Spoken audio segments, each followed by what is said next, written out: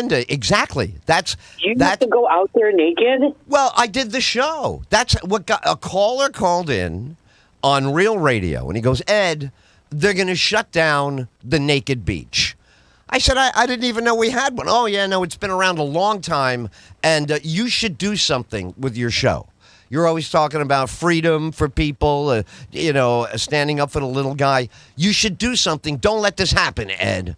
I go, well, what am I going to do? He goes, well, the first thing is you need to take your show there and broadcast the entire show naked yourself, but bringing all the naked people together to show the community and the opposition, hey, we're here, we have a right to be on. Now, it's true, the part of the beach was tiny, and it was the last section 13, very unlucky, and we did the show. So that was my first time at a total naked in public situation. When I went How did you, weren't you, how'd you do it? You got to do it. You got to stand up and do it. You got to not think about that you're naked, just do the show. So the show is all about First Amendment, libertarian is really what I am. I don't like to wear any labels because I like to change and turn on people in public. They're out there for a few years. If I'm not satisfied, they're going to go from getting an A to getting a D. So a libertarian was really the root of my political philosophy. 99% of issues, nobody should tell me anything about. I don't care about their thoughts, their opinions, what they prefer. It's a big planet. I got a spot over. If now I can't do what I want in your backyard, that's your backyard. But once we get to my backyard, very little should be said about it. I don't even, you know what I mean? I'm a big free speech guy. But the worst subject in the world for people is what Ed Tyll does, what Ed Tyll thinks. I don't want any. I don't want to hear it. I want to be free from it. And I certainly don't want to be governed by somebody else's thought on my behavior. So, of course, this didn't make me very popular with any group. Because once I'm in a group, right away, I start to buckle. Too many people going the same way. Crowd's getting too big. So I'm a little bit ornery like that. So a libertarian in me said, look, you gotta, come on, this is a tradition. This beach has been like this forever, and it should stay that way. And so that's how it started. And then I became very popular with the nude beach crowd. Nude beaches all over the place. Like, hey, we heard you had a radio show there. Would you come and talk to us about? Yes, of course. I would go and talk. And, so that's my background in the nude beach department. Yeah. Any other questions? Oh, wow. I bet you got 10, huh? Yeah. No, I'm absolutely. And, naked, I'm okay because I'm in shape. I'm not a bodybuilder. I don't go for any of the lifting and cutting. I don't go for that. But I'm in shape, right? I can run. I can bicycle. I can do push-ups, pull-ups, whatever you got. So I was okay with that type of person. There are some people who draw a ton of attention because of their body shape. And when you go to a nude beach, it's like the rest of humanity. Not everybody's going to be generous. There are going to be some jokes. We live in a tough time now. I'm doing stand-up, so it's just like talk radio.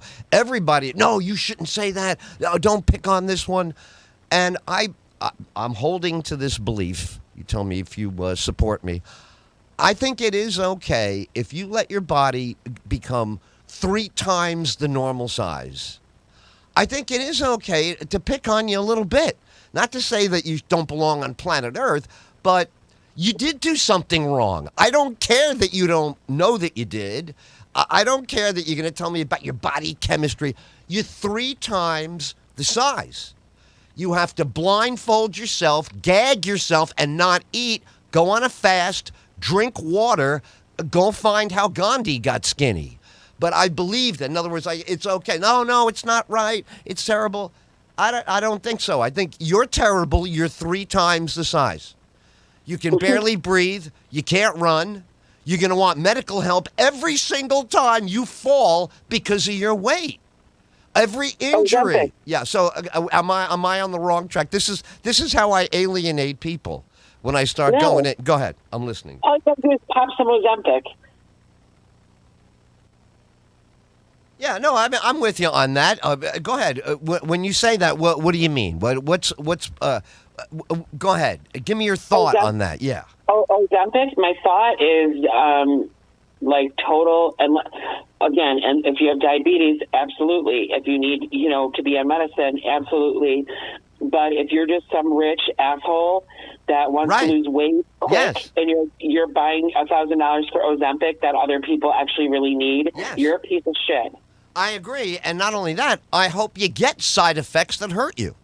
I hope maybe you don't walk right in 30 years because it wore down the tendons on your left hip. I want these people to get hurt from. Now you see right away, this is terrible. No, it's not. It's not. It's not. No, you got these like Kelly Clarkson, who was like a big horse, right? And a month later, she's anorexic. Terrible. Terrible. She did keto. Drug abuse. Drug abuse. Right. In other words, if you're on Wegovy and all that's drug abuse. But here's the thing. It's impossible to say to people today what's true. It's your fat ass fault. You should be hurting bad for the behavior that you perpetrated on that beautiful little body your mother gave birth to. Your mother gave birth to a baby, and you, to take your word a moment ago, you crapped all over it. You're a disgusting human being. But, oh, my God, we can't. No, why can't you say that? Why isn't it okay to confront a person on their behavior and say you're a disgusting human being? Now, I didn't say forever. I didn't say you can't right now go, Ed, you're right. Thank you. I'm changing. That's it. You're a different person. You are. But until you change and go, I made my own problem. I'm bad. I don't understand. We used to do this with children. At the age of 5, you punched your sister in the face. Say that's bad. You're bad. You punched her. You're bad. No, don't say. You have to say this. So see how you got me going now, so I love talking to you. We've been on the phone here for 2 minutes, and I'm going off like a Roman candle, and I feel strongly about this. I don't know. What do you think? No, I think that from what I know of you, you are very strongly about that. I'm just a mean person. I make fun of people, and I shouldn't, because I feel like when I say or do something about someone else, then it ends up happening to me. Right. Oh yeah. No, I have that. I know something evil. I did it the other day. I yelled at someone coming out of his store because it's blazing hot, right? And they're squatting in the daytime, I don't want to say homeless, but they got nowhere to go. And I almost tripped over them. And I said, my God, you're right by the door? You got a whole wall. What's your problem? And I got in the car and I go, you are such a douchebag piece of crap. They're sweating their ass off. You're going back to a beautiful house, air conditioning, your big TV, your refrigerator full of food. You get your hair cut when you want. You do what you want. What an a-hole, number one, that you would go off on this person. So I don't know. That's the Catholic in me. I'm a Catholic. We're supposed to go hard on our mistakes. Right. You do not water your mistakes down. You say that you're a piece of shit all the time. It keeps you from becoming 100% piece of shit, right? You know what I mean? We've all got bad habits and bad urges, but you have to beat them with a stick instead of, well, I don't know. Something might have happened early in life. Whatever. Doesn't matter now. What happened to you? It matters. So look at me screaming at everybody. But this is what I miss about chatting with you. To get right to the heart of the matter right away. Talking about something I care about deeply, which is all this self-abuse. Only because they're going to show up at 300 pounds at the expensive hospital. Then they're going to bail on the bill. Then they're going to go bankrupt from medical because they don't have a job. What kind of job are you going to have at 300 pounds? If you can't manage your weight, how are you going to manage sales or retail or be at work on time or climb a flight of stairs to go get inventory? So I don't know. That's it's epidemic, though, right? I mean, everywhere you look now, people are huge. How'd they get so big? I mean, now it's considered like hot. Right, Lizzo. Remember Lizzo? I'm young and I can't breathe. I've swelled up my organs, surrounded by layers of fat. Don't you love me? It's disgusting. Say, oh my God, don't you have any parents? Didn't anybody intervene with that box of candy? Didn't they just take it out of your? No, they let you slobber it in. Now you're a young adult. I don't know. They have a lobby now because instead of getting thin, they rather pay somebody to argue why they're fat. Why don't you just get thin? They want to sue everybody, sue the airlines for bigger seats, bigger seat belts, should be free, no extra charge, get 2 seats, sue hotel. Terrible. Right, it's terrible. No, you know what? In my car, you ruin my gas mileage. I get in a car by myself. I get 42 miles to the gallon. I get like 3 people in there. I'm down to 30 miles per gallon. There's no free ride if you are. I don't know. Again, sounds terrible. But how can no one should be over 300 pounds. I don't even care what Shaquille O'Neal doesn't have to be 300. The bones don't weigh that much. There should be a tax on that too. How about $5,000 on April 15th, you fat bastard? A school? What do you think? Who is easier to educate? Normal-sized child, or we got to put 2 chairs together? The little wooden chairs for kindergarten, right?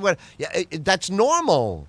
And they grow up and become Democrats. I know. That's the other thing, man. Or progressives, because they're all I was ugly. just going to say, they don't believe in anything. They just eat, sit in the backyard, watch another game, get a bigger screen TV, get their friends to come over, find out who delivers, get more wings, get more beer, get more people, and then they throw up in an expensive toilet, start it all over again on Monday.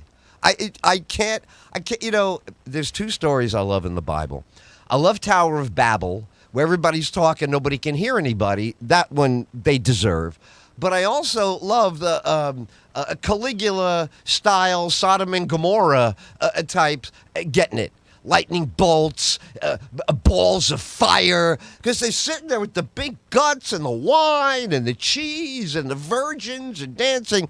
The whole thing is disgusting, but I don't know. I mean, I feel like I don't want to stand by and let that happen on my watch.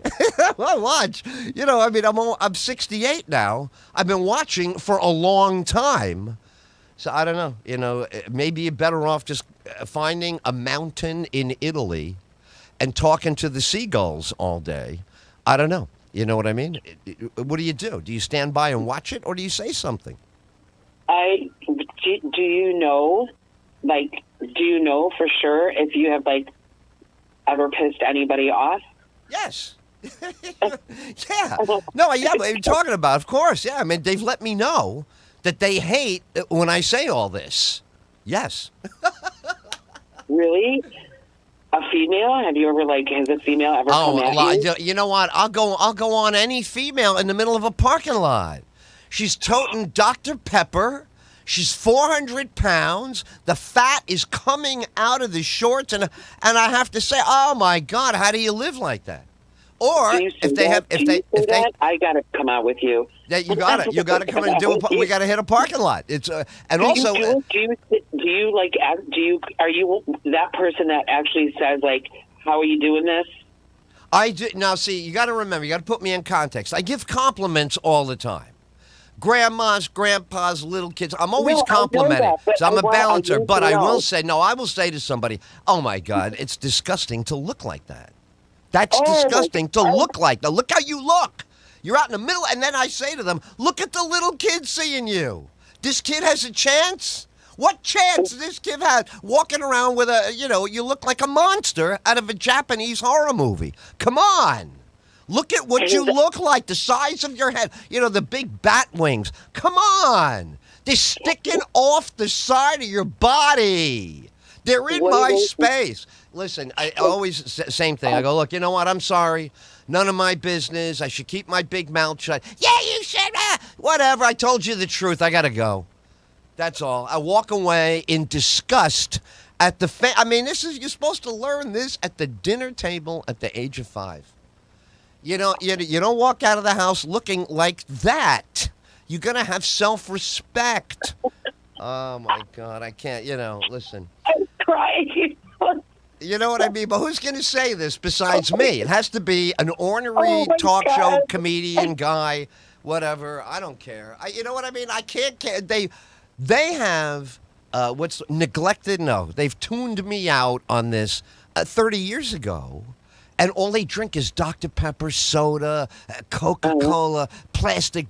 Where's all the plastic on the bottom of the planet coming from? The same disgusting people that drink plastic bottle soda all day. I'm not saying I'm against soda. You have soda. If you're normal and you're walking around like a normal human being, drink soda. But if you're 400 pounds and you barely fit you're breaking shocks. You get in a car and the shock is broken, and the guy goes, "What'd you do to the car?" "Nothing. I sat in it." Right. You should know that. That's not nice. That's not okay. There's nothing to smile about you. Right? So, no one wants to hear me say that. There was no no audience for that. But I don't care. I'm not trying to win an award. I'm just saying, we were here, you, me, the other people that are normal. We've lived on planet Earth. Earth is a good place, no matter who tells you different. This is a good deal, being a human on planet Earth. But you can't throw it away and become a mountain of fat cells where your face is squeezing out your eyesight. You can't even get full eyesight anymore because your cheeks are closing your eyes. Richard Simmons had a different approach, didn't he? He was trying to make people lose weight. Oh God! But you know what? If you look back and you think how long ago that was, he was actually really young. It wasn't like he was 50 and started. I mean, he was young when he got healthy. Please, and you know what? That's another thing. He's faking it. It's all about that he feels bad. He's gay. Richard Simmons doesn't care about weight, exercise, none of it. It is the gaping emotional hole of loneliness because none of his stuff is real. He doesn't do anything like with a medical study like Mark Cuban and I always demand. What are you proving here? But Richard Simmons, the loneliest guy in show business, and it gave him a bazillion. He's sharing an audience with me now. I love those little old ladies. And Richard Simmons went and said to them, I will make you healthy and it will be fun. And that's Richard Simmons. It's one big fraud. Not that that's terrible. It's not a fraud like he means to fake you out. He doesn't realize that he's just gaping hole, lonely, and those little old ladies were looking for company after breakfast, something to do at 10:30. So I'm not against him. But he's another one. It's a fabrication of the era that we're talking about, 70s, 80s. Everything became fake. It's okay to be fake this, fake that, dye your hair. I remember straightening your hair. Then I remember everybody frizzed out their hair in the 80s. I couldn't believe everybody frizzed out their hair. What'd you do? Well, we're going that way now. So, I miss you, kiddo. I wish we lived next door. I would talk to you over the fence. You would be a great over-the-fence neighbor to have. See, I'm bad because, like how you would say something to somebody, and I probably would too. Well, I'd say it so that it seems like I was kind of whispering in my breath, but making sure that I'm loud enough that they actually hear me. Right. You know what I mean? Yes. But I'm more of you can tell by my face. My face, it just shows. So, if I'm I have a bitch face. Wow. That's interesting. So you can instantly give him the hairy eyeball, the evil eye. Absolutely. Yeah. And you will know it. You will absolutely feel it go through your body. Right. And I do it often, at least a few times a day. How did you not become a school teacher? You could have made a fortune as a school teacher because that was what worked on us. We were afraid of our teachers when you're, I guess, not allowed, right? Today, you'd be arrested for looking at them the wrong way. But that's a great way to control kids, man, is just have that fierce face. And then the kid's terrified of what's going to happen. Yeah, I do. I think it's RBF. I say it again. It's what? RBF. I don't know. Is that an airline? That sounds like an airline I flew on. Resting bitch face. Oh, resting bitch. That's very funny. So, this is Yeah. interesting. Bitch has gone the way of the N word, where it's empowering when it's used aggressively. Yo, like, I'm the wrong bitch for you to mess with. It's strong now when again, 30 years ago, so, oh my God. Yeah, don't you ever call your sister that word again. And you go, what word? Everybody uses that word in school. Not in this house, mister. Oh, yeah. Bitches. Well, Elton John had the bitches back. I think he was trying to unload that. Talking about himself, he is a bitch. He's great, He used to not be cool. He's turned into a total queen bitch. He is, I don't know. Him and Jagger has a little bit of this. There's a documentary where Mick Jagger goes to Elton John's backyard party with the whole world is there and the stars.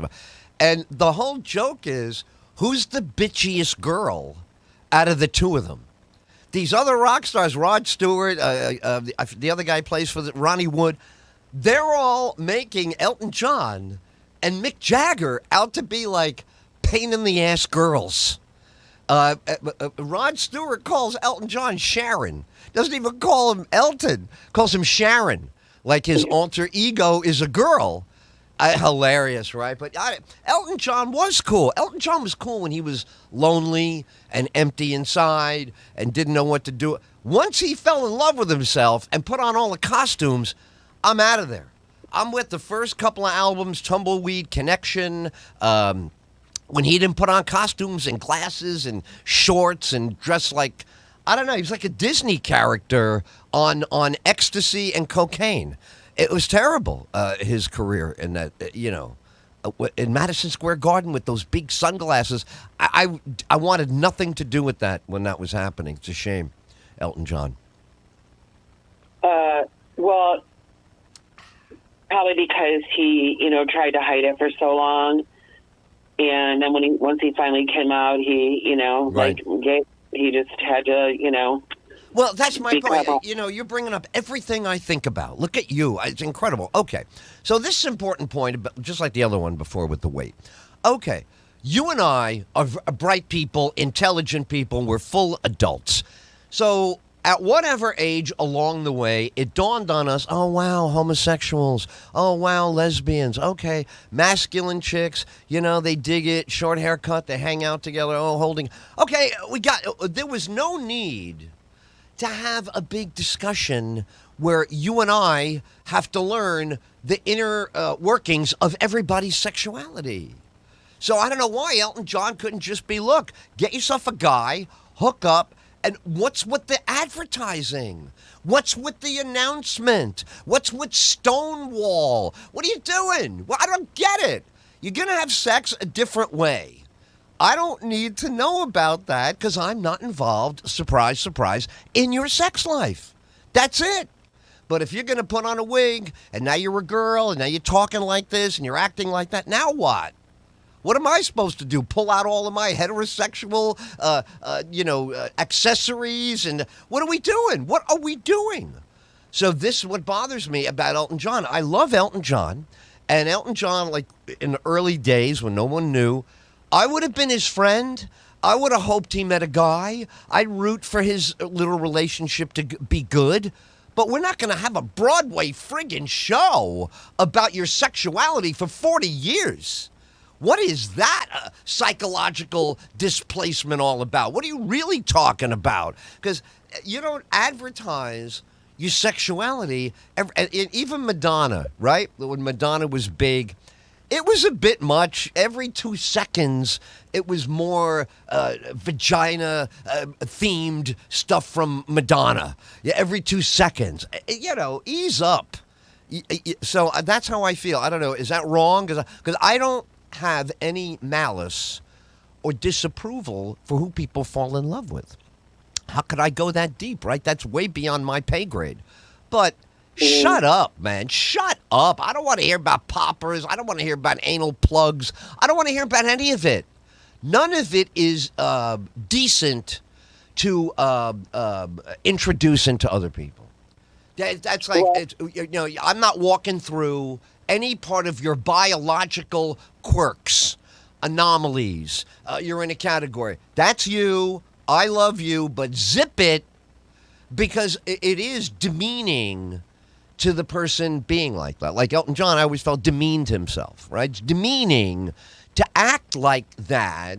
And when we all know that that's not real, and you're doing it because you know it's not real, right? That's why it's fun, because it's a wig. Then he came out in stilts. And what do we, all right, okay, taking a kid to Barnum and Bailey Circus, get on stilts. But what is this all about? Why do I need to pay the price of your melodramatic lifestyle to have you as one of my favorite artists?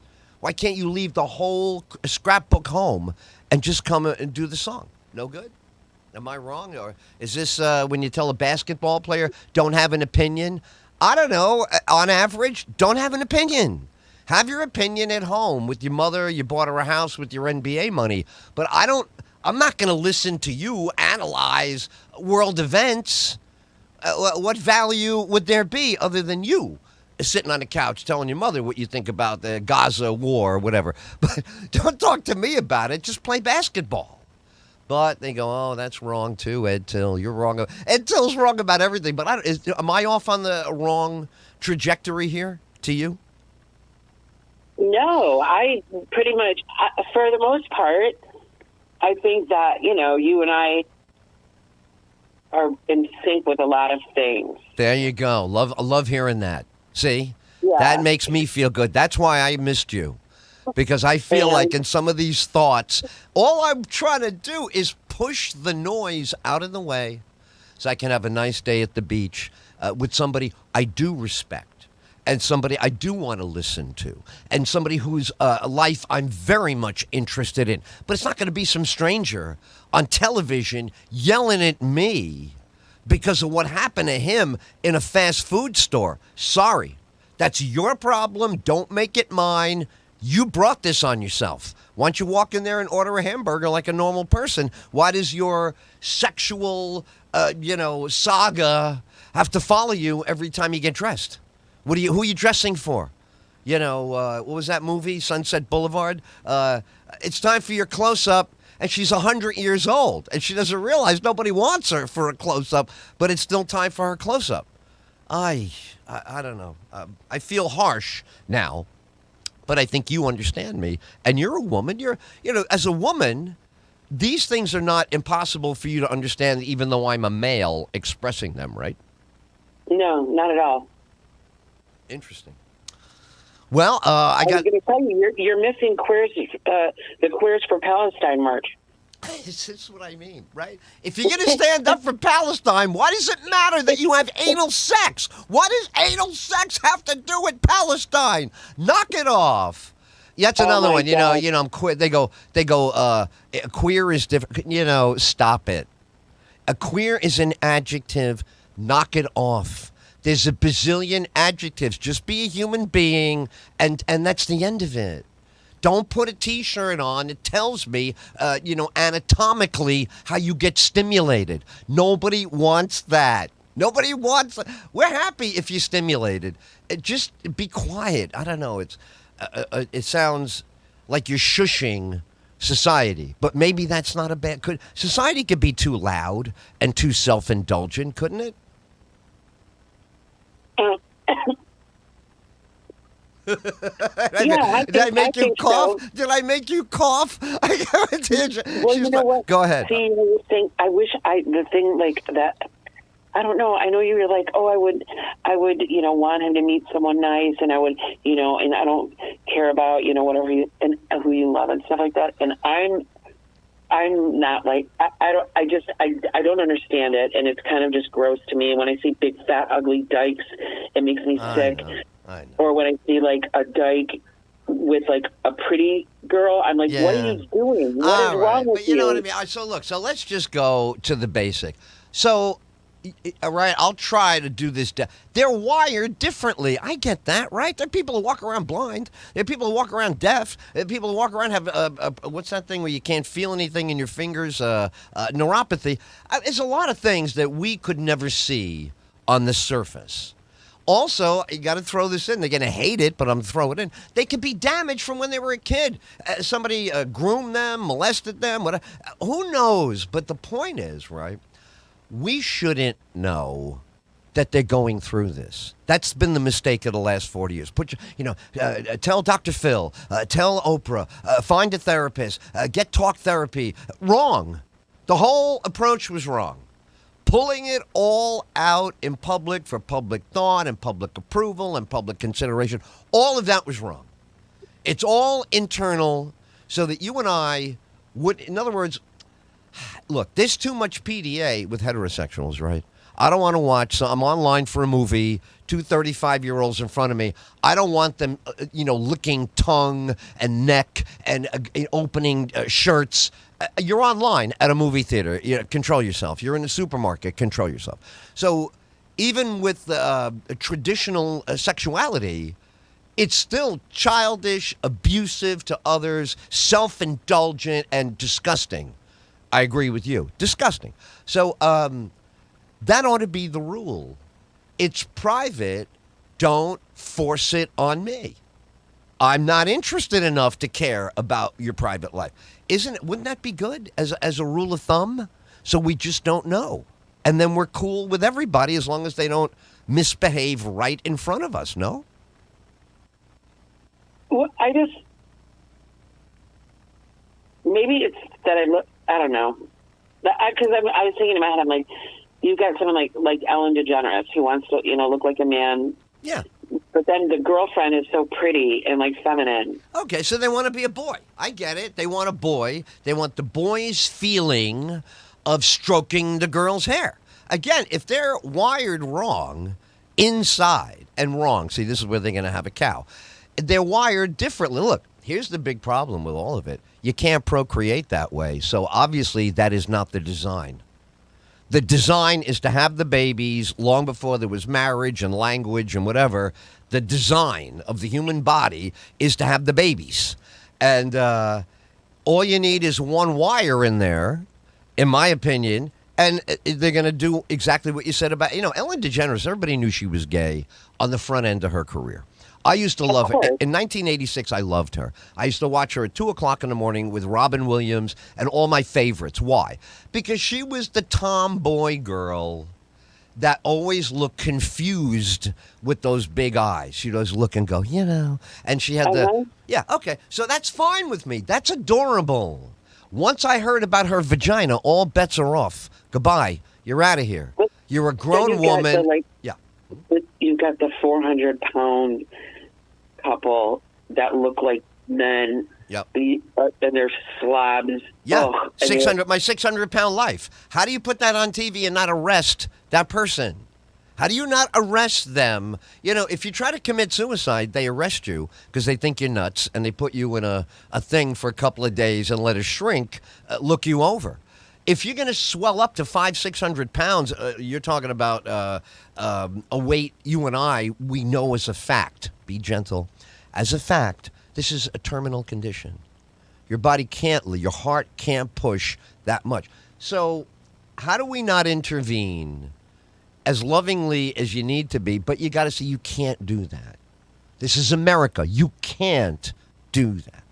I don't know. It's a mystery to me because that is a self-destruction. I mean, same thing with alcohol.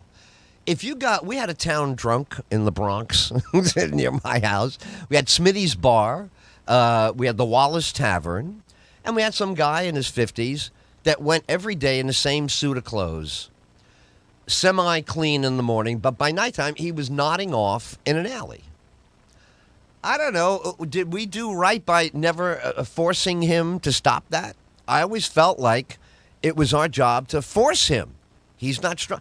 But, Reagan, my hero, said leave him alone. Reagan, my hero, came along in 1980 and said, these people have rights to be free, and if that's the best they can, and I don't know, Mr. Reagan, I think we should save them. Oh, no, Edward. So I was young, and I had to let go of that. But I don't know, what do you do with somebody who's the town drunk, but he's a nice guy when he's normal?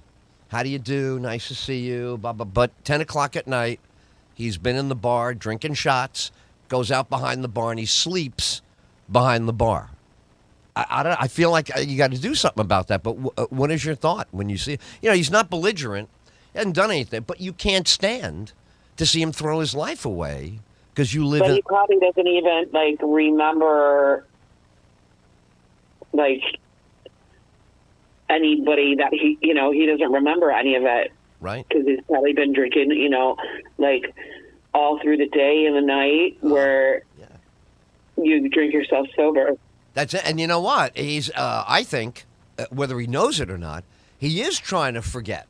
I think at that point with the daily alcoholism, you got to numb out whatever is going to look bad to you in the mirror. God forbid you get near a mirror, you see what you look like, or somebody confronts you.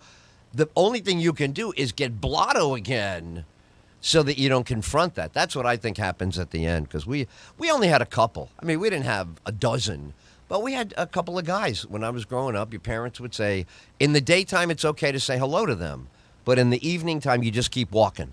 Even if they say hello to you, it's evening time, they're not right, they've been drinking. So, again, we were, as Catholics, the other day, a friend of mine got baptized as an adult Christian. He doesn't go to a specific church, but he follows Jesus, and they go to meetings, and they read the Bible, but he's getting baptized. And we were discussing the Catholic baptism, and also that baptism happens to a baby, right? Godfather, do you renounce Satan? Yes. Okay. But the Catholics have, when you're between the age of 12 and 15, they have confirmation. And confirmation, you stand up in the middle of the church, the bishop has to come to your church. We had confirmations every 3 years. They would do 3 years of kids. 6th grade, 7th grade, 8th grade would get confirmed together. And you are asked, at you're 13, whatever you are now, 12, do you understand right from wrong? Are you an idiot or are you alive right now? Do you hear me? And yeah. Okay, so I don't want to see anything bad. Everything bad. You will get on your knees, you will confess, but you're old enough now that if God gets pissed at you, you go to hell now. Now you can go to hell if you really throw it all out the window and you do whatever you want and you hurt people. Oh, my God, we came out of that church scared to death. But why? Because there's murderers, child molesters, terrorists, war, bombs, Unabomber. Yeah, all of it was out there, and that was their job, to scare you. You are going to a predatory environment. The world doesn't love you. Nobody's going to pat you on. They might kill you, stab you, hang you, throw you off a building. And I said that to my friend. I said, I think that was effective with us. I know it's unpopular, but I do hearken back to that era of my life when I'm confronted by something terrible. 9/11. I remember 9/11, I was less than a mile from these buildings coming down. I'm at 56th Street. They went down at Wall Street. It was unimaginable, but yet it was happening. I was a full-on grown-up, right? I was a total grown-up. I was 44 years old or whatever. Grown-up. I was like, oh, my God, this could happen? They could knock down, kill thousands of people like this, get away with it? Like I'm sleeping right here in Manhattan? Yes, yes, and yes. And also they wanted to. And also they hate you. Do you get how much I remember that lesson going, holy cow, this is what they were talking about when we got confirmed. We had no idea that this could, right? You read about this in World War II. Things happened. But bombs don't take down, kill thousands of people in a minute. Yeah, they did. Oh, my. Lori, how do I thank you? This is the great. I haven't done serious thinking. I haven't even. I don't believe you. You're like a muse. You're like an intellectual muse. You're bringing out all of this deep, deep stuff. And I love you. I can't. I feel like we've been friends but I haven't forever. Really said anything. You're so funny. What are you doing today, by the way? Well, I got shorts on. That's how hot it is. I never wear shorts. So I looked outside today, and it was 87 this morning when I checked outside. So I immediately. I know, it's hot as hell out. It's disgusting. It's horrible. So you asked me what do I got going. I immediately eliminated half of my list. Well, you're not doing that. Well, you're not doing that. You know. So now here's what I got. I got a beautiful bottle of Italian red wine. I have some delicious tomatoes, mozzarella. I'm going to make myself an Italian lunch. And then I'm going to find 2 good movies and watch them back to back. I got about 15 movies that I've been saving on the DVR. So how does that sound? Wait.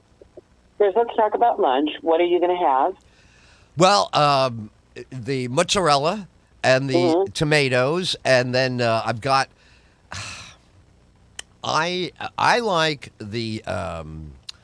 How do you describe this bread? They call it panini when you're in Italy, right? The panini. Yeah, I love panini. Okay, so I like the panini whole. I buy it at the bakery unsliced. And like the Last Supper, I like to crack the bread, tear it apart. They tear bread beautifully in Italy. They do not cut bread to be eaten. They don't cut you a piece of bread. You grab the thing and you tear off and you tear. So I will have a bread tearing, the mozzarella. You know this term. I don't know if enough people will. Buffalo style means it is soaking and it oozes all this mozzarella juice comes. It's incredible. So that's the only way I like it. I can't stand. I mean, I eat it obviously, but that's my preference. Right. Do you don't slice the tomatoes and the mozzarella, and you don't do you have a panini press? I do actually. I don't use it. It's still in the box. Right? I'm evil. I also have the pasta maker. What a loser. An Italian. You put some good balsamic vinaigrette on that and put it on the panini press. Oh, my God. You're killing me. You know what? When you go into the market over there, you don't go to the supermarket like you do here, like Publix. You go to an actual mini market downtown. It's a warehouse, and everybody has little places from their farm that they sell you, and you go get the balsamic vinegar, and you think you're going to die the first time you use it. Oh, my God. You open the bottle, and it's like it permeates the room. You can eat well in America. You can do all the right things you and I are discussing, but it is a pain in the ass to drive over here and go over there. I was so spoiled. I would walk out of my apartment into the piazza, and I would pick a cafe, and Fabio was there, and Bruno was there, and Gino was there, and Adelino. They all have cafes. And I would start with the furthest one away, which is like 500 steps. I go to Adelino Cafe à Trois, and he would make me just what we're talking about, a beautiful antipasta, a nice snack, and you want with that maybe a little Prosecco at this time of day. You can have a little refreshing beverage with it. Then by 3 o'clock, we're moving to the red wine, and we're going to the different meats. You know, we have local everything in the town I go to in Italy. So the veal medallions. Oh my God. Anyway, I'm hungry now. Now you got me starving, and I can't wait to tackle that mozzarella. Go on. All right, tell me the movies. What are the choices? Are there any funny movies? You know, you're something. I got 2 comedies for today. All right, I'm a Caddyshack and I'm a Back to School Rodney. I was literally going to suggest Caddyshack. I can't believe you're telling me that's when you're watching. Come on. You know, Bill Murray turned out to be a very interesting human being. Way down, but man, if you take the Bill Murray of Caddyshack and Meatballs, even before he was good in Ghostbusters, but Ghostbusters is so commercially established. To me, a Caddyshack, when he's going out after that gopher, there's nothing like it. And Back to School, you know, I love Back to School because one of my heroes, obviously Rodney is a hero of all comedians. I mean, anybody who likes to laugh loves Rodney. But Sam Kinison as the political science teacher, when he's screaming at them about Vietnam, I mean, it just, it's so fantastic that's an era. And if I need a third one, if you needed a third one, you weren't done. Personally, I'm going to go to Animal House. I got to have Animal, even more than Blues. I love Blues Brothers, but I love Animal House. Seeing it in the movie theater, opening that era. I don't know. How do you feel about Animal House? I'm going to be one of the probably weirdest people in the world. I never thought the Blues Brothers was funny, and I really didn't think Animal House was funny. Ah, okay. And I'm from Chicago, and I'm supposed to love the Blues Brothers. I didn't think it was funny, but Rodney Dangerfield, Ted Knight is everything. And I was going to say that I don't know if you watched this clip with Johnny Carson and Rodney Dangerfield. Oh, yeah. Oh God, man! I could watch all, Dean Martin and Johnny Carson, all that. But okay, Caddyshack is everything. Probably my favorite part is the duty. Absolutely. Oh, come on! No, I can watch that scene over and over. Those are my favorite movies. Yeah. Sometimes even no sound. I'm doing something, and now turn the sound off. But I walk through the living room, I get the scene, and then I act out the scene in the next room of the house. I'm doing something, and I'm finishing the scene that they just reminded me of. No, it's you know who else does this for me? It's a different mood. It's not movies, but there will be an afternoon, usually a rainy afternoon. I will watch The Honeymooners back to back to back with Jackie Gleason and Art Carney and that room with the ice box. You're living a life of luxury, Alice. Look what you got, Alice. Look what you got. And Ralph, the bus driver. That's right, Ralph. If you can fit on the bus. All the fat jokes about him. It was just incredibly funny when I was little. And now I'm much older, and it's 60 years later. It's still funny. It's still, yeah. I love them. I want to live next door to the Cramdens. Like, I wanted to live in Ed's house upstairs when I was a kid. I thought that would be the best place to be, is at Ed Norton's house, because you get all those entries. How you doing there, Ralphie boy? What's going on? And then Ralph is all pissed off. Shut up, Norton. Come on, Norton. She wants me to go roller skating. How am I going to go roller skating, Norton? Oh, Ralph, I don't know. That wheel might start to bend. Oh, it was so good. Oh, Love yeah. him. Love him. Wow. You are some kind of talent. All the way. Oh, all the way. And another one I never missed, even though it wasn't funny, I still loved it. I had to watch Superman every day. Those 30-minute episodes with George Reeves, Clark Kent, goes in the storage room, puts on his costume. He's still in black and white on the TV. I never knew Superman's colors my whole childhood because I watched it on TV. But it was some of the best. We were in the Bronx, so we needed a distraction from gunfire and stabbings and all the other stuff going on outside. And it was black and white. It was the Cramdens for fun, and it was Superman so you could feel good about yourself. That's when you felt like you were a good kid. Yeah, no, that's right. I carry the packages for my mom. That was Superman all the way. Oh, wow. So what about you? What are you doing? I never asked you this. Are you a pool person? You have a pool in the backyard? Are you a Florida pool? Excuse me. So my parents,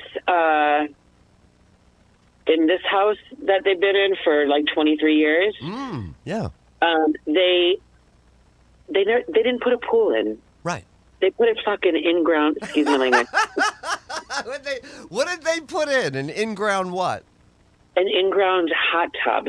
Oh, well, hello. Okay. Did I date your mom at one point? Would she have had that? No, I'm kidding. Wow, hot tub. Listen, hot tub. Oh, God. Woo. When they did it then, I'm like, what? You're putting a what? and I'm like, let me wait. And I'm just clarifying. Yes. Okay, you're putting it, though, with a pool, right? No. Just the hot tub. We're not going to do the pool. Okay, so you're putting just a hot tub, right? Yeah. In Florida, in ground. Wow. And no pool, correct? Did I get that right? It is just, these are like hilarious. things that my dad is just this guy. So, am I a pool person? Absolutely. I am a beach person and Right. a pool person. Absolutely. And Yeah, I can see that. if I could right now, honey, I would be living on an island somewhere in the Caribbean. Nice, nice. Well, I'll tell you what, Europe on the perimeter has gorgeous islands that are very sparsely populated. Even Italy has a couple of small ones that are not overrun yet. So your island is out there. Beach, see, islands for me, again, and maybe I'm a victim of my own experience, but I like convenience.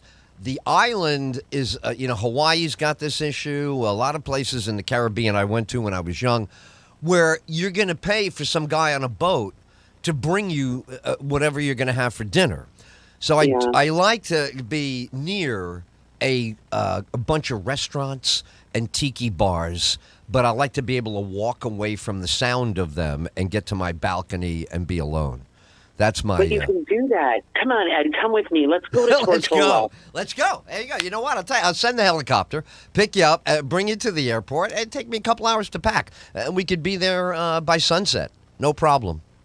Gotta do it. right. Gotta hit the Soggy Dollar Bar and drink painkillers all day and hope Kenny Chesney shows up. There you go. There you go. And you know what? Keep bringing the seafood. Just bring me seafood. All Bring day me shrimp. long. That's what I'm saying. Yeah, Ed. clams. All day. All day. I want that's all you're oysters, eating, clams. fresh You got it. produce. That's it. You're not eating big ass cheeseburgers and fries. You're eating lobster every day and grouper and flounder. And Oh my God! beautiful. I wish I could will myself into being a lobster, so I could sneak up on all the other lobsters and just kill them and eat them. Then I would come back and be a human being again. There's never enough lobster. Like sometimes you're sitting there and everybody's, oh, that was good. Oh, that was great. What are we having? Coffee now? Dessert? And I'll go, actually, I could eat another lobster. I was going to say, no, more lobster, please. More lobster. I can make coffee at home. I know a bakery. I can get a pastry. But this place has lobster, right? And another cruel, this is Ed Tyll, the cruel voice today. But I do love, can I have that particular lobster? And they pull them right out, take them in the back, whack them, and put it on your plate. I realize that the lobster shouldn't see me asking to eat him, but still, I love eating fresh lobster. And another one it came up the other day, Alaskan king crab. Oh, my God. Lock me, never mind lock me, toss me into a pile of Alaskan king crab and let me eat my way out of the pile. Just come back tomorrow. It'll all be gone. I'll be sitting there loving every bite. And I also love soft shell crabs. I love all seafood and fish. Yeah. I do. You know what else I love? Not a lot of people go in on this with me. My neighbor loves this. Do you like the mussels? Ooh, the black I love shell. them. And some white wine and garlic. And oh, my God. Oh, that's it. You know what? I'm an Aquarian. So maybe that's what at the bottom of all of this is I wish I was a fish because I love to eat fish. I would date fish. Yeah. I would go out with fish, have relationships with fish. I don't know how far you can go. I like, what's that one? Grouper. You ever have a grouper? Grouper's delicious. Oh, love it. It's like salmon, tuna, grouper. Right. And, oh my God, flounder. I love, and then up north, we get, it's Lake Superior whitefish. Oh my God, so whitefish out of the lake. Yeah, sea bass. And walleye pike. Oh my God. Now how about this one? Wait, you just made me think of it. Hold on, not grouper. There's something else in there. Cod. Oh, cod is delicious, but there's something else we're missing here. Oh, of course. All right, so 1982, the Ed Tyll Show is on a little station in Palm Beach, Florida, WPBR. And every Friday, Mark... That's Blue Ribbon. There you go. Love it. Every Friday, the fish guy comes to the station, and he tells you what's running so all the fishermen know, but he leaves samples. He would come in with swordfish steak. I swear to God, that would have been all I would have eaten for the rest of my life. You ever try a swordfish steak? It's huge. It's thick. It looks like ahi tuna before you cook it, But oh my God, it was so good. I've never eaten it, but is it fishy? Is it soft and flaky? No. It's like eating this thing is like going 3 rounds with Muhammad Ali.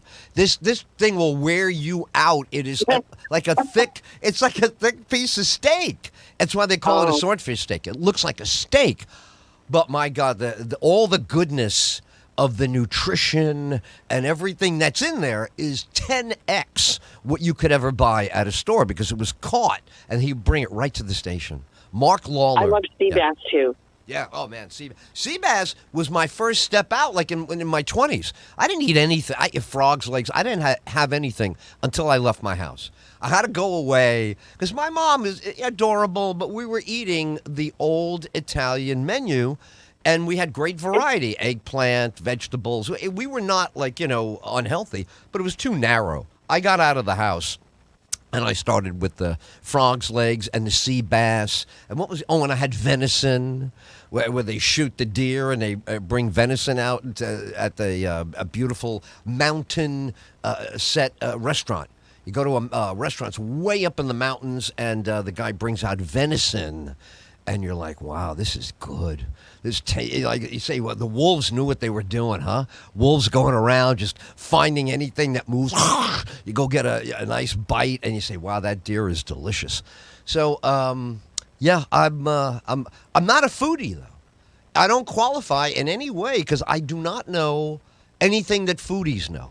I know what you and I are talking about, what tastes good, what's delicious, what I've had that I would like mountains. How about prawns? You ever get those? Yeah, well, you got to peel all that stuff away, but man, on the inside, that's worth everything. And I love crawdads, crawfish, love it. Oh, crawfish. We used to eat suck the heads. They would go, it'd give you a bucket.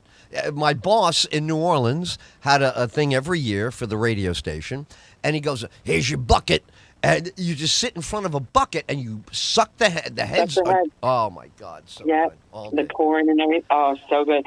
Actually, back in the day when Whole Foods was actually good and they used to make everything in house, they used to have crawfish cakes. Oh God, I used to love them. I don't. When I've gone, I don't see them there, but it's not the same anyway. So. How about you're reminding me of soft shell crab. When was the last time you had a soft shell crab?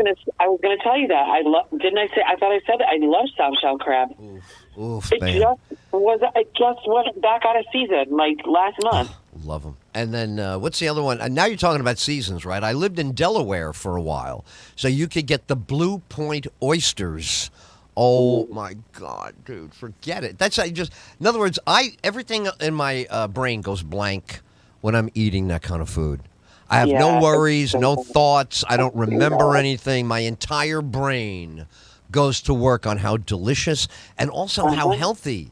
This is what again, not to pick on those poor people I was lacerating earlier, but the truth is, if they would switch off of packaged processed food and just forage through the vegetables and the fruit, you find your way, then you'll find the fresh fish we're talking about, and the pounds will go away.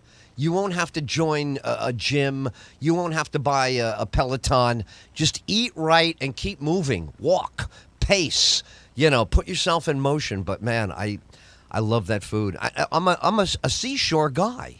There's nothing from Maine all the way down to Key West that I won't eat. How about conch? When was the last time you had conch? Conch fritters, conch soup. Oh, I love it. I'm trying. So, I'm more of a West Coast oyster person. Well, let me put it this way, because I like the that is here now, like the Kimamoto's, like those oysters, and you probably haven't had them, but they're. Oh my God, the Kushis, the Kumamotos, all from like the West Coast. Wow. I am not like a warmer water oyster person. I just don't trust because they're coming from the warmer water, like Florida oysters, Gulf oysters, right? Because of the bacteria, right? I've heard way too many stories. Not only that, they got that algae now, the red tide, and it destroyed southern Florida. All Yeah, the stuff we're so- talking about with that big algae, disgusting thing. Absolutely. Like, Yeah. I won't eat oysters at I wouldn't go to like Miller's Ale House and eat raw oysters. That's not where I'm getting them from. Right, It's right. going to be like a good steak seafood place. I ask them, where, do you have a different, variety of oysters? Like, where are they from? But I do love East Coast oysters too. I just don't like when it starts getting into the warmer waters. But I'm telling you, if I can find you these Kimamotos and these Kushis. They're small, little, plump oysters. Oh, my God, they're so good. I think I dated those sisters. Aren't they sisters? Yeah. I think they're sisters and went to my high school, Kushi and Scooshy. They were adorable. I'll tell you what. One was aggressive, and one used to just, never come out. She never wanted to go out. Hey, I have a suggestion I wanted to tell you about a movie. Yes. Because you were talking about, and let me see if you can guess what movie I'm talking about. When you were talking about you like to pick out your own lobster Right. from the tank, do you know what movie? Wow. You know what? Something is in there. Let me, I'm not going to get it fast. I'll need a half an hour to get this. So go ahead. Give me another hint. Richard Crenna. Oh, my God. Richard Crenna. That was my mom's heartthrob. Richard Crenna. You're going to have to give it to me. I see his face right now. I mean, I know what Richard Crenna looks like, but I cannot place what you're going for. Go ahead. Okay. John Candy. Oh, okay. So, not Uncle Buck. Summer Rental. Summer Rental. It's hilarious, and I could watch it all day long. You're right. And you know something? It's available to me right now. Last night, when I was picking out the other two that we talked about before, Back to School and Caddyshack, it's in the cluster. I think you're going to make me watch, because Uncle Buck, I started to watch last night, and I fell asleep. I turned it on too late. I went out. But Summer Rental was right there. Another great. I loved him, man. Candy. Oh, me too. Oh, it's so sweet. But now, you know what? He was such a sweet guy, but what do we do with him? He needed the speech I gave earlier because he killed himself by being heavy, no? Didn't he? Well, right, he died from being huge. But him and Chris Farley, they were like the heavy, sweet people. Poor Chris Farley. Poor Chris Farley. Chris Farley lived in the John Hancock during the time that I worked in the building. So you entered if you worked in the Hancock, you entered on one side. If you lived in the Hancock, you entered on the opposite block. Two separate entrances altogether. So the day they took him out, I couldn't get over it. It was blowing my mind that he was already gone, and they were taking him out of that building. But he was really bad. I mean, he was, it's as bad as you want to be, or whatever that phrase is. That was terrible because, his SNL era was one of the most original. He's one of the most original guys to ever put a stamp on the show with that down by the river, and he's the motivational speaker for the kids. Oh, my God, it was nothing like him. Matt Foley. Matt Foley, that's it. I know a guy, believe it or not, making a career out of doing a tribute show. He does all Chris Farley's material, does all of his scenes, and instead of being a tribute band, he's a tribute comic.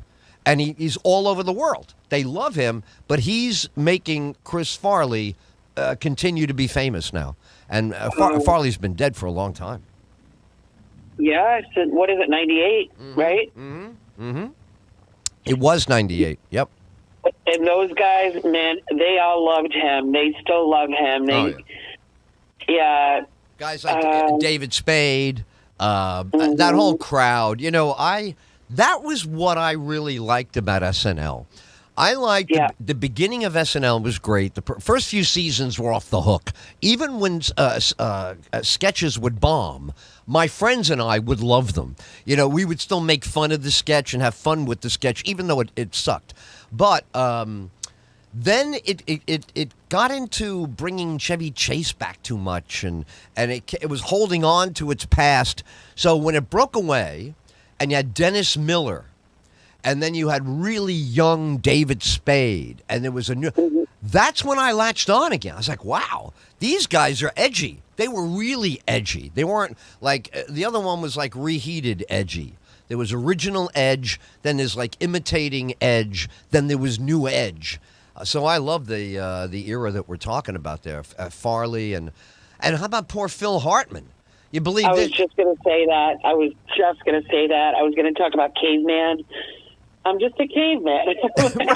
Right. Everything that he did was hilarious. Everything. He had the voices, he had the faces, he had the timing. He could write in the moment. Like his ad libs off the chain. You know, sometimes there's an ad lib and it just gets you through to the next joke. But he was, and then the way he died, he marries this troubled woman. He tries to help her, and then she shoots him while he's asleep in bed. Oh, la, la, la. And he was in love with her. It's a woman that he loved, that he wanted to make her happy. She shot him right in the head. Oh, yeah. Yep. Yeah. She was coked up and thinking he was cheating on her. Yeah, you know, it's the whole Hollywood thing. Once look, it took down Elvis. It takes down anybody. It's a thing, man. Once you sign on to the monster machine, then one of the bad things is going to get you. Look at that. You know, I'm no big fan of Friends. Friends was not my generation. Me neither. And I don't care about a bunch of girls that work it. I didn't think it was a funny show. At all. But it is tragic that this douchebag, everybody loved him. I mean, people that didn't need to love him love this guy, and you still kill yourself? What do you need? How many people have to love you? So that guy really drove me crazy. Matthew Perry.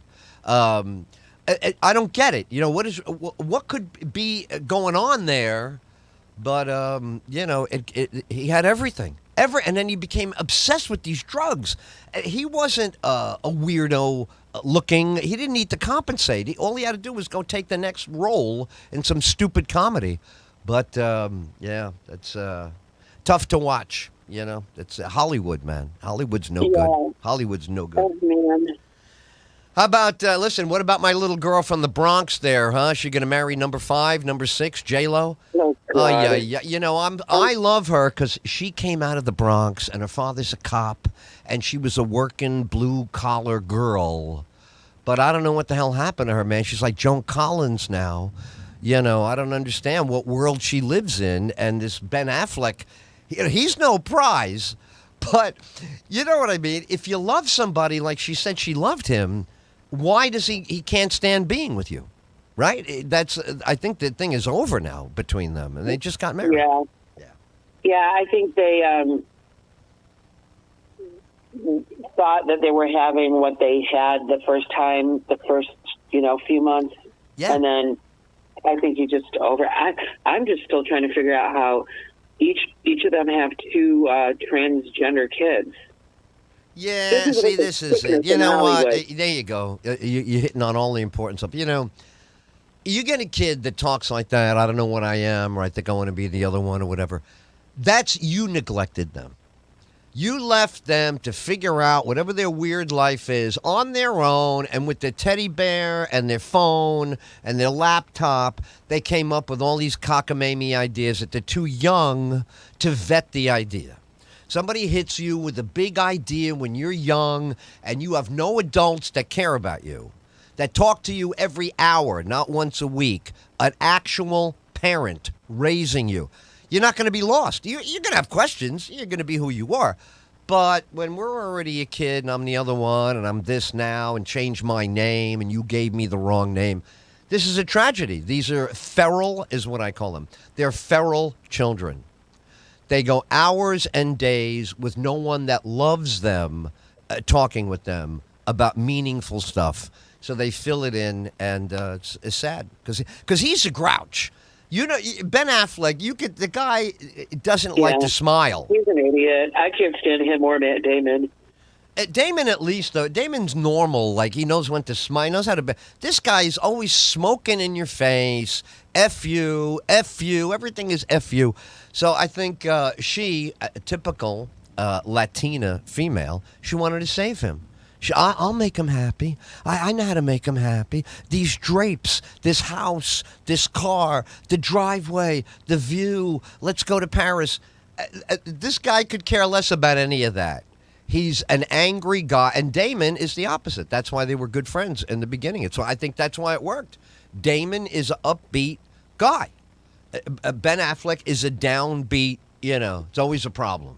You look at him the wrong way, he's in a bad mood. He didn't even say anything. You see those pictures when they find him at a McDonald's or they find him at Dunkin' Donuts. Looks like he's going to kill somebody because you took his picture. You're a movie star, you idiot. You're at a friggin' a fast food. Shut up, smile, they'll leave you alone. No. They all suck. I hate Hollywood. I hate all the East Coast like that, the Broadway people. Listen, I have no respect at all for them, and I hope the industry they've just destroyed. It needs a flush. Oh. The whole thing needs a flush. It needs a scorched earth. Everything goes back to zero. Nobody has anything. Start over or write some movies. Movies are still good when they make one. This movie Ferrari that I saw back in January, I watched it on the plane with no audio. It's such a good movie. The camera shots, the storytelling is because it's real. It has no special effects. And it's also not everybody's going to know about the guy who founded Ferrari, right? It's a name. Who's going to know? So you're introduced to something real that's different and beautifully acted. That my ex-girlfriend is in there, the one I used to be in love with, Penelope Cruz. I was in love with her 30 years ago, and she was in all those drug movies and all that. I loved her. But she plays a great cheated on wife, the wife that's really taken it a rough life. And the movie was fantastic. But it's one out of 50 of the last movies I would never go see. Every time a movie. What's his name? Are you talking about the one with Johnny Depp? No. Well, I don't know about a Johnny Depp movie. What Johnny Depp movie? I'm talking about a movie that came out this year, January. So 6 months ago. Brand new. I know. No, the one you're talking about, Penelope Cruz. Oh, yeah, absolutely. George, when he was George, the drug dealer. Yeah, okay. Yeah. Ray Liotta played the father. Remember, he goes back and the mother says, I want you to give up the drugs. And the father's like, look, you're making money. Be careful. Yeah. Oh, good. Yeah, no, Ray Liotta plays Johnny Depp's father. It is a great scene. Because the father already knows that he's getting arrested all over the place. So look, don't worry about what your mother says. Be careful. It's like, oh, my God, that's my dad. If I was a bank robber, my dad would not say, turn yourself in. My father would say, be careful. I like what you're doing with these banks. The money is good. My Ray. Oh, man. Ray Liotta, huh? I know. You look at I can watch Goodfellas anytime, anywhere. When he goes to beat up the guy who tried to put the moves on his girlfriend. He goes across the street with that gun, and the guy says, what are you going to do? And he just walks right up and throws him to the ground and beats him in the face. And then he goes to Karen, all right, look, I need you to hide this. And she goes, all the other girls would have run for the hills, but I was turned on by. I'm like, oh, my God, I want to be in this movie. Oh, I love Goodfellas. What a fan. My daughter tells me that you're half Jewish. Just the good half. Just the good half. Right, when she hides what does she have to hide, the Italian horn or the crucifix? She has to hide it. Yeah. Yeah. Love her. She's a great actress. The mother of Karen in Goodfellas is John Cassavetes' wife from way back, and she got an Oscar for a movie called A Woman Under the Influence. That Jenna Rollins is one of the great actresses, and she's in Goodfellas, man. Oh, I love her. Did you see The Notebook? I loved her, and oh God, what's his name? He was so handsome too in The Notebook. Oh, you know what? You're talking about the Notebook. James Garner. All I know about The Notebook is that they made fun of it on Seinfeld. There was an episode about the Notebook, and I remember saying at the time, I'm not going to see this movie. I will not go see a movie called The Notebook. It sounds like a girl's movie. But the episode of Seinfeld did a takeoff on the plot line with George's father. It was hilarious. But no, wait, isn't that Sandra Bullock? Is Sandra Bullock in The Notebook? No, it's Ryan Gosling and what's her name? She's so pretty. Blake Lively? Is it Blake Lively? And didn't he marry her? No. Some Mean Girls. Oh, I never saw Mean Girls. Yeah, there you go. Would be another. That would be a chick movie for me. What's her name? Oh my God! It's Ryan Gosling and The Notebook. What can I think of? Let's see. Rachel McAdams. Oh, okay. I know the name. I can't even place the face, but I know who you're talking about. Yeah. Okay, it's got a great cast: Jenna Rollins, James Garner. It's when you want to watch just a beautiful, beautiful love story. Wow. Like it's just a beautiful movie, and Jenna Rollins and James Garner. Well, I'm not going to tell you. You got to see it. You know what? I'll see it, but it's hard for me to watch what you just said. You said it very, very nice. A beautiful love story. It has to be after I've had some kind of sexual adventure. That's the only time. Yeah. In other words, after post-coital, I can watch stuff like that. But if I haven't had anything to precede it, I won't be open to the love story. So that's how I operate with love stories. It's not that I don't watch them. I need to watch it with you on the couch and then have your colloidals. Oh, is that right? Okay. We can reverse the process. Yeah. That's it. So I like ice cream first. I'll eat dessert first. Why not? Well, listen, I love stories. I'll tell you a love story that I loved as a kid. Not as a kid. I think it was in my 20s. Love story? Well, you know what? My first girlfriend, I took to Love Story. I love that movie. Oh, my God. I love that movie. What was it? Oliver, right? His name was Oliver? Yeah. Right? Oliver. And, my only complaint was she could have had a little more upstairs there. Whatever her name is there. Who's the woman in Love Story? Ally McGraw, right? Yeah. But remember, it was when you watch it now, I mean, it's still, but it's cheesy. A little cheesy, right? A little over, but that's okay because that was the era. It was the early 70s, whatever.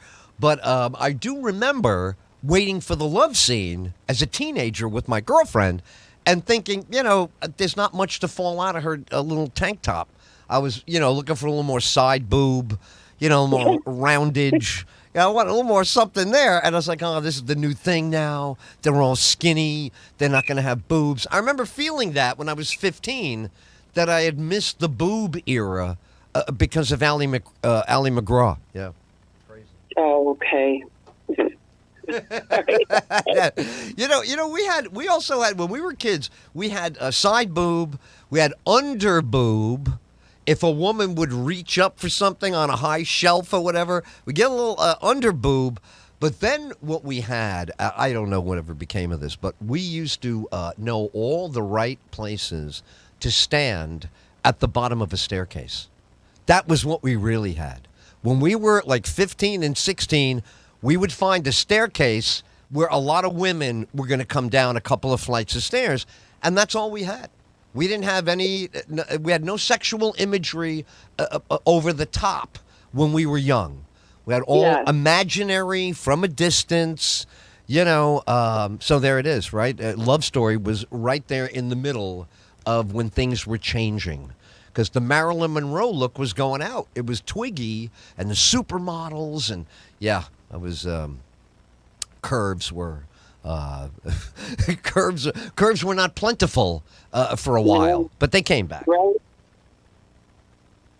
Oh, were you going to say? I know you were going to say what Love Story loved. Are you just going to say Barbra Streisand and what's his name? Oh, Robert Redford and The Way We Were? Yeah. That was another one. But Streisand was a little bit of a turnoff.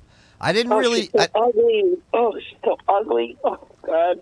She got the nose. She had the big honker there, and her attitude's very unsexy. There's No, nothing right. sexy about Barbara Streisand. From maybe from across the street, maybe she's your type, but for me, I didn't find any vibes coming off of her. There were no attraction vibes with her. Who was huge back then? Oh my God, we had such beautiful women. I'm trying to remember who was really a superstar. Well, when I was a little kid, Sophia Loren was amazing. I remember that, but I was too little to do anything about it. It was listen to the grown-ups talk about her. But who was the real? Well, of course, Farrah Fawcett was too much for me. It was over the top. Farrah Fawcett, the hair, it was too much. It was coming at me a little too much with Farrah Fawcett. I'm trying to think of who was really, really numero uno back then. Who's in the '70s? Who was sexy in the '70s in movies? Bo Derek. I mean, There you go, Bo Derek. But even Bo Derek is a little bit like a porcelain doll. yeah, more 80s like too. I think like early 80s, 70s. Yeah, I'm trying to think of who are there's some very curvy, hot women that were in my favorite movies. Now, what the hell? Who's the hottest? Oh well, I thought Diane Keaton was hot, but she turned out to be a little bit of a stick. She's a stick With her figure a little suit. bit, yeah. Yeah. But I'm trying to think of who are the dominant female movie stars of 75, 76, 1980, 82, 82. Oh, Michelle Pfeiffer came along, another flat-chested actress, came along in Scarface. That was pretty hot when she was the girlfriend of Al Pacino and the Yeah, but that's 80s. I know. I'm not getting. Not Okay, getting let's the go to the magnificent. 70s. Yeah, where are the magnificent women? But it's not showing me really. Bridget Bardot. Brigitte. Bardot was hot, but again, how many movies are you going to see with her? I'm trying to think of who we saw a lot, and we would always see them in sexy roles. Oh, did you say Oh what's wait, her- I got Raquel it. No, Welch? I got it. No, Raquel Welch also Raquel Welch for me was when I was very young. It was what the older guys talked about as the hottest woman. But no, I got one for you. This is smack dab in the middle of my burgeoning bachelorhood. Loving women. 9.5 weeks with what's her name? Oh, Come on. He crumpled. Oh man, what's her name? That she married Alec Baldwin for 2 minutes. oh, thank God she's not with him anymore. Right. Kim Um, Basinger. Bassinger and Basinger. Yeah, Oh my yeah. God! Come on. And she was in 9.5 weeks with Mickey Rourke. Then I turned right around because I was a Mickey Rourke movie fan. Then he's got Lisa Bonet in that movie in New Orleans. And they have a lovemaking scene in I don't know, in a corral or mud or whatever, off the chain. So, right, now we're getting to my era. Kim Basinger, but Lisa Bonet's another one. Lisa Bonet did not have the killer body. Kim Basinger had the killer body. Who had the great looking bodies back then? Wow, it's amazing how long ago this was. I did not like Andie MacDowell in Sex Lies and Videotape, and she was hot for a minute, but it was also not the right build for me. I like girls that were Rubenesque, girls that had real hourglass figures, but were in good shape. Right? That was the key back then. But oh man. Who else? Who are we leaving out? Who was the real movie star women of the era? Sorry, no, I'm listening to you. I thought my brother was here. Oh. I'm like, what's that? fool Ask your doing brother. here? Ask your brother. Say who was big in the who's the Oh God, no! Are you kidding me? I can't. I don't even. I don't have a brother. Aw. Well, I don't. Yeah. I'm not crazy about what's her name. The girl that does all the comedies. Oh, I can't think of her name. She's been in everything, but she's not sexy to me. Oh, I can't think of her. Short hair, always short blonde hair. Has a Latin. Oh, Meg Ryan. Oh no, Meg Ryan's Irish. I'm okay with that. She was in Harry Met Sally. No, the more modern actress. She quit Hollywood about 10 years ago, but she's in Something About Mary Who's in the one with Something About Mary? Oh, Cameron Diaz. That's the one. She's hilarious. I think she'd be a lot of fun to hang out with, but the body doesn't happen at all. It's another one of these, you don't get the full hourglass. So I'm trying to think of who had the really, well, you know what, though? If you go back to a couple of old movies, J-Lo was hot, man.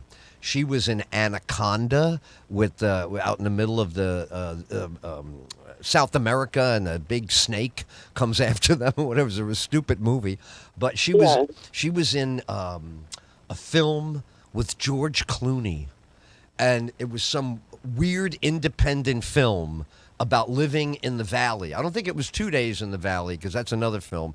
But there was a movie that, and I thought, oh my God, she's gonna blow up now. She's so sexy. And then she did all those stupid Maid movies, and I don't know. J-Lo's movies, they're not my kind of movie anymore. But she was hot back in the day. I'm surprised I don't have more names to drop here. I'm a little concerned about that. Who were your favorite women on screen that you thought, wow, she's fantastic?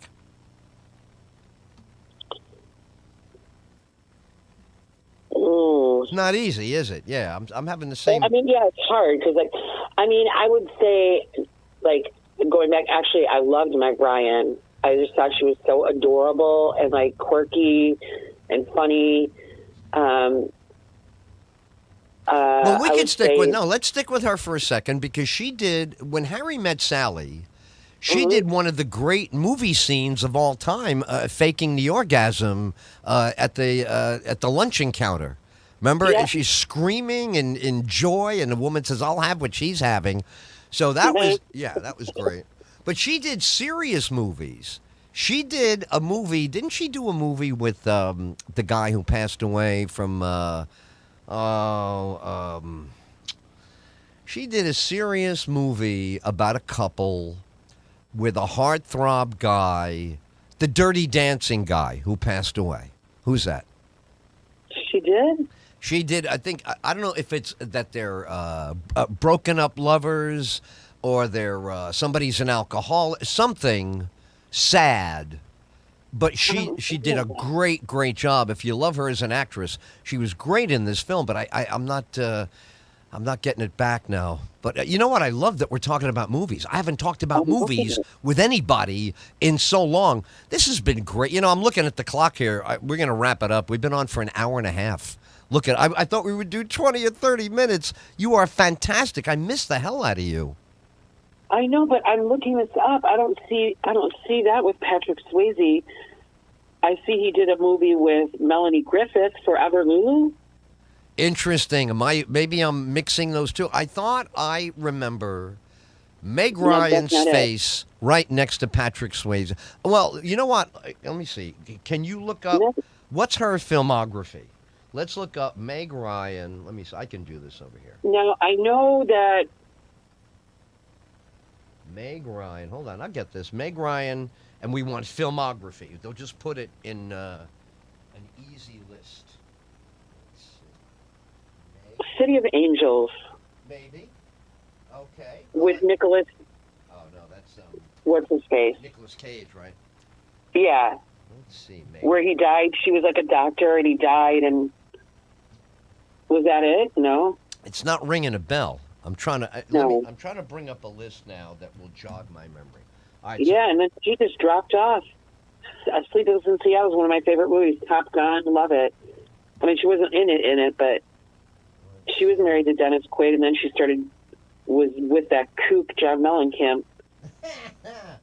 Now, serious Moonlight. Who is she with in that one? Serious Moonlight? Timothy Hutton. All right, so that's not the right one.